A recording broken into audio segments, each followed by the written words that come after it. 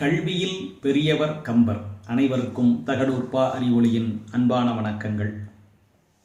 தயரத மன்னனினுடைய அரண்மனைக்கு கலைக்கோட்டு முனிவர் வந்து சேர்ந்தார். அப்போது அவ்விடத்தே தயரதனினுடைய குலகுருவான வசிட்ட மாமுனிகளும் வந்து அடைந்தார். இப்பொழுது 2 மாபெரும் முனிவர்கள் தயரதனினுடைய அரண்மனையிலே இருக்கிறார்கள். கம்பர் இந்த இடத்தில் ஓர் அற்புதமான சொல்லாட்சியை பயன்படுத்துகின்றார். ஐவரை அறுவர் ஆக்கிய வசிட்டர். அது என்ன? ஐவரை அறுவர் ஆக்குதல். ஐவரை அறுவராக்க முடியுமா? யார் அந்த ஐவர்?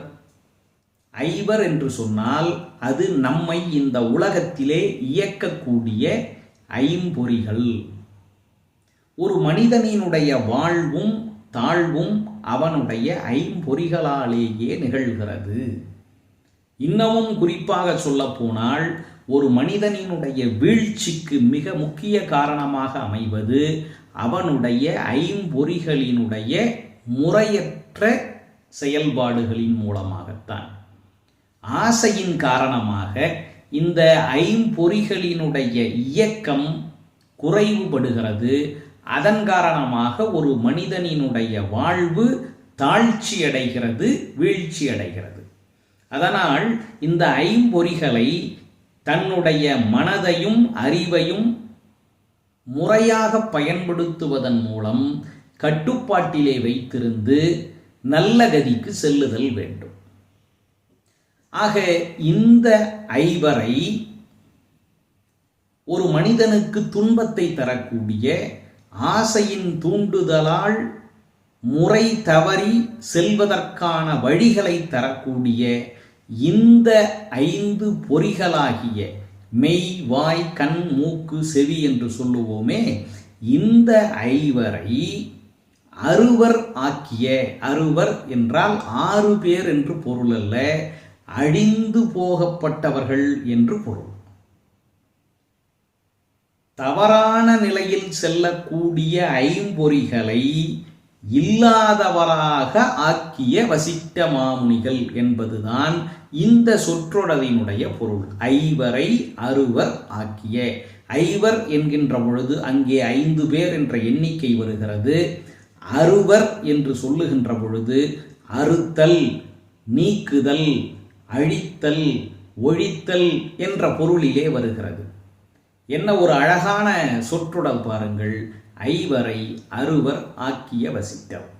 அதே போல முனிவர்களுக்கெல்லாம் தலைவர், எழுதா கிளவி என்று சொல்லக்கூடிய வேதங்களிலெல்லாம் கரை கண்டவராகிய கலைக்கோட்டு முனிவர். இருவரும் அந்த ஆசனத்திலே அமர்ந்திருக்கிறார்கள்.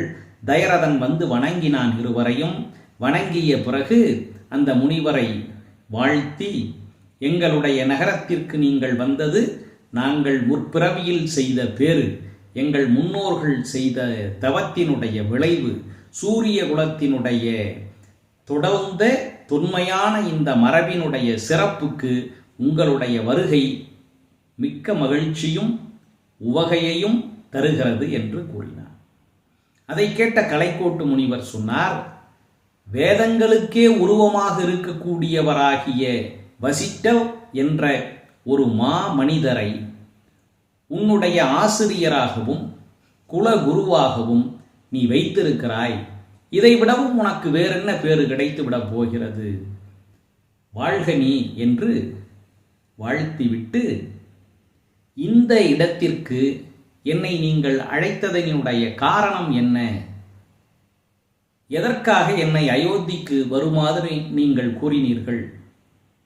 ஒருவேளை மிகுந்த புகழ் தரக்கூடிய அஸ்வமேத யாகத்தை உங்களுக்காக நான் நடத்தி தர வேண்டுமா? அதற்காகத்தான் என்னை அழைத்தீர்களா என்று கலைக்கோட்டு முனிவர் கேட்டார். அதற்கு தயரதன் என்ன பதில் கூறினான்? நாளை காண்போம்.